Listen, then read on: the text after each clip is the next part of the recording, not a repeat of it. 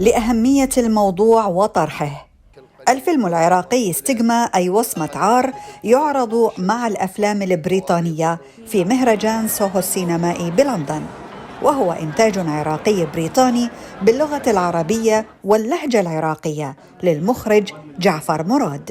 وأفلام من أمريكا، من الصين، من اليابان، من جميع أنحاء العالم. أفلام قوية جدا. أكو أفلام فازت بجوائز في مهرجانات أخرى. أكو أفلام كانت كومبيتيشن بكان وبفينيس.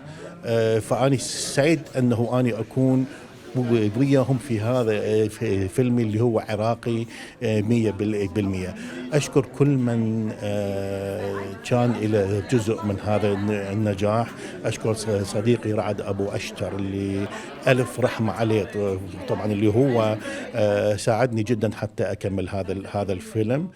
I've worked with Jafar for about 10 years. عملت مع جعفر ل10 سنوات، كنت منتجا وكذلك الموسيقى، بضمنها موسيقى لعازف العود أحمد شمة.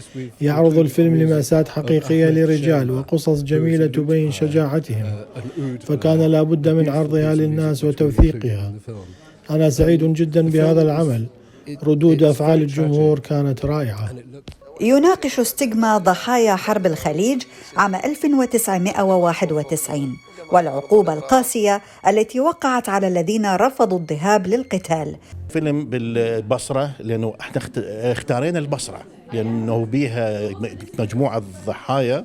الصعوبات اللي كانت عندي أنه كيف أعثر على ذول الضحايا، هذه أول صعوبة. ثاني صعوبة كانت عندي شلون أقنع ذول الضحايا يوقفون أمام الكاميرا، يحكون على مأساتهم، يحكون على معاناتهم اللي شافوها. قطعنا شوط طويل كلش على ما كملنا هذا الجزء. الجزء الآخر تم تصويره ببريطانيا. فأني أشكر كل من كان جزء من هذا النجاح.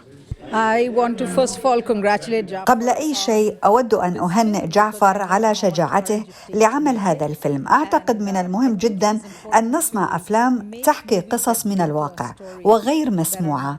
ونيابة عن كل الذين يعيشون في صمت، أشكر جعفر وفريق عمله.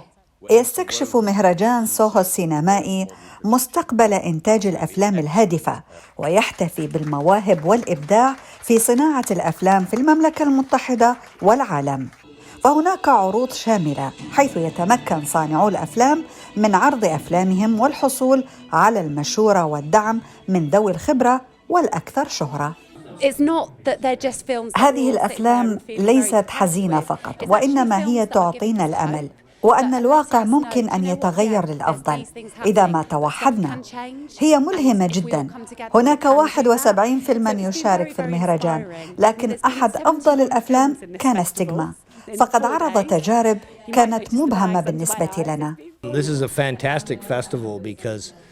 هذا مهرجان رائع لأنه هناك العديد من القصص القوية، فكان مشروع شغف من قلب صانعي الأفلام، فهم ينتجون هذه الأفلام ليس للمادة أو العمل، وإنما للمبادئ التي يؤمنون بها، ففتح نافذة لأمور لم نكن نراها. إنه مهرجان أكثر من رائع. وكما عودنا هذا المخرج العراقي المثابر الدؤوب أن تفوز أفلامه في أكثر المناسبات والمهرجانات التي يشارك بها، فقد فاز فيلمه وصمة عار ب19 جائزة عالمية قيمة من بريطانيا، السويد، هولندا، إسبانيا، البرتغال، البرازيل في مهرجان ريو دي جانيرو العالمي، وأمريكا في مهرجان فلوريدا السينمائي والمهرجان العالمي للسينما. كما تمت مشاركته في مهرجان هوليوود للأفلام المستقلة ومهرجان سان فرانسيسكو. وخلال مشاركة المخرج جعفر مراد في مهرجان لندن سوهو السينمائي جاءه هذا الخبر السعيد، وهو فوز فيلمه وصمة عار بجائزة أفضل مخرج عالمي في مهرجان FIC السينمائي في البرازيل. وهذه الجائزة القيمة تضاف إلى مجموعة الجوائز الكثيرة والكبيرة التي فاز بها هذا المخرج المكافح المثابر خلال مشواره الفني الناجح. فخورين بنجاح جعفر مراد الذي لقبه العراقيون بكل حب واعتزاز بسفير السينما العراقية في بريطانيا، ونحن بدورنا نلقبه بأيقونة السينما العراقية.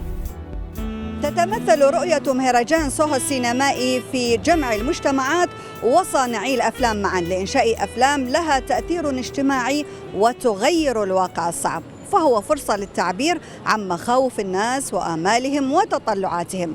الهدف هذا العام هو تطوير العمل للوصول إلى الأقاليم البعيدة التي غالبا ما يتم نسيانها. ومن أهمية مادة فيلم ستيغما كان جديرا أن يعرض ضمن قائمة الأفلام البريطانية. قضتني بالسوق، تعاركت وياهم وما قدرت لهم، طقوني براسي بالأخمس ودوني للطواري.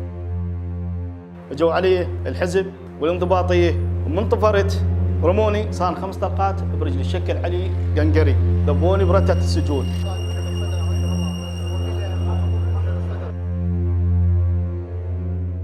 لبرنامج آرت ماجازين، بركان الشكرتشي، لندن.